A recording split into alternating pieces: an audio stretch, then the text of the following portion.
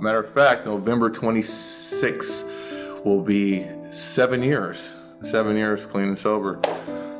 Yeah, that's a big thing. That's a big thing. And it's not more of just being clean and sober. It was more of just being mature. I grew up in a upper middle class neighborhood. I'm the oldest of four.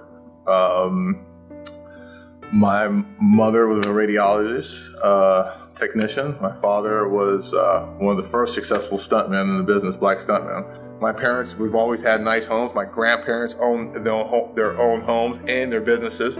You know, all of them, we've never seen, from what I've known from my generations, we've never been on welfare. Struggled with substance abuse and other challenges that I had of issues, of mental issues. And my parents did the best they could. And where I finally ended up living in the jungle for about a good 12 years or 15 years. It was dark and it was survival. It wasn't a place to be if you did not know anybody or if you weren't, in the inner circle. I didn't see any future in it anymore at the age of 48. Okay, there was no future.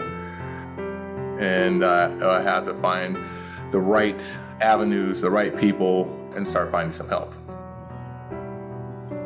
And went on to SVI where I completed my GED and went into a AOP program, which is Administrative Office Professional program, and completed that. And I was able to receive stipends, which helped me pay for my rent so I didn't have to go back on the street again.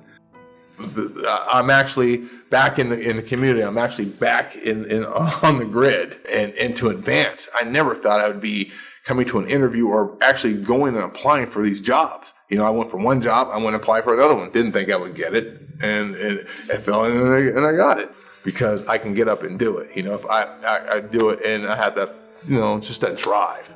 That's what I did do. I started giving back to the community, full-hearted, without thinking, because I needed to take things away from myself and out of myself, and I think that's been one of the most healthiest things ever, and it's pushed me to achieve an education at this late time and to get my health back together, to get my family back together. And I remember when they called me up, and I was out here on Kent Hill to come down now and to sign my name on a lease. This is my lease. I'll never forget that. These are my keys, she said. I read all the things. I was like, oh, you're kidding.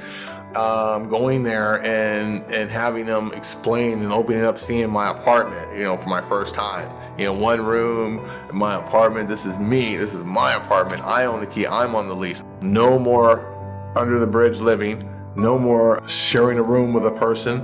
No more jail cells closing all night. No more none of that. I didn't have to hear that.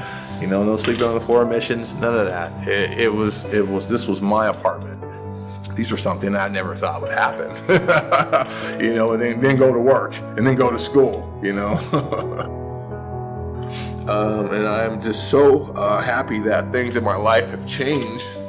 I'd rather be on this side of the struggles than the other side of the struggle.